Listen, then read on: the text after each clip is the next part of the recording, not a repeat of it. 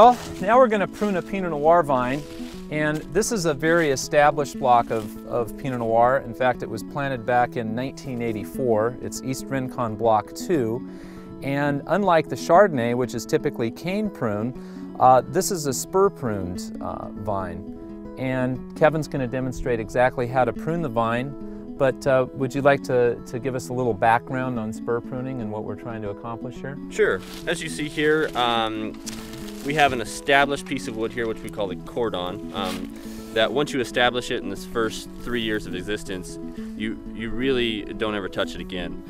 What's different in spur pruning is these are the sites that you established early that you will get your fruiting wood from. As you saw in the cane, every year we lay down new wood. In this architecture, we don't establish new wood that lays across the wire. So here we like to have, this is a 6 by 12 spacing in this vineyard.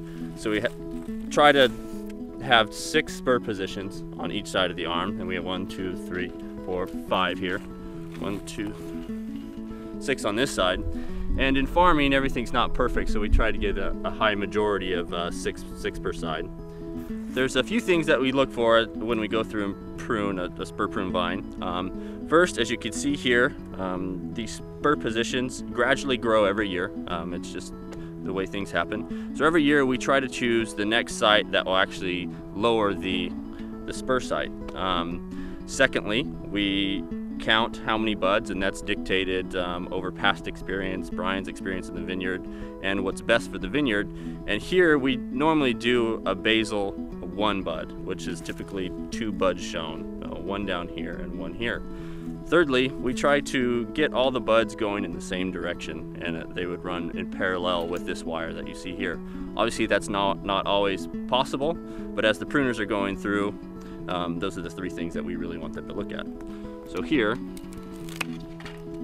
we count our 1, 2 bud, cut directly above that. Here's the lower site, we count 1, 2.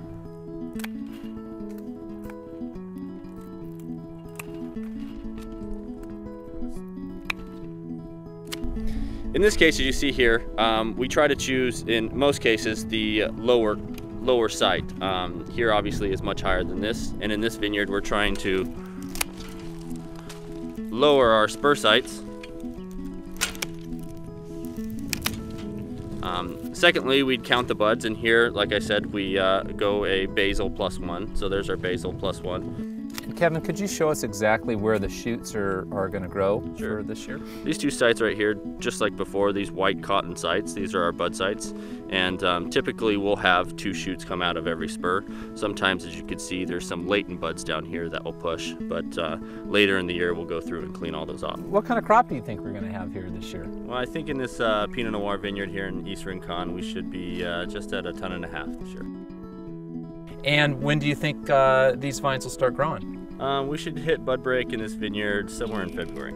Again, pruning is one of the most critical things that we do here every year at Talley Vineyards, and thanks again for joining us. Thank you.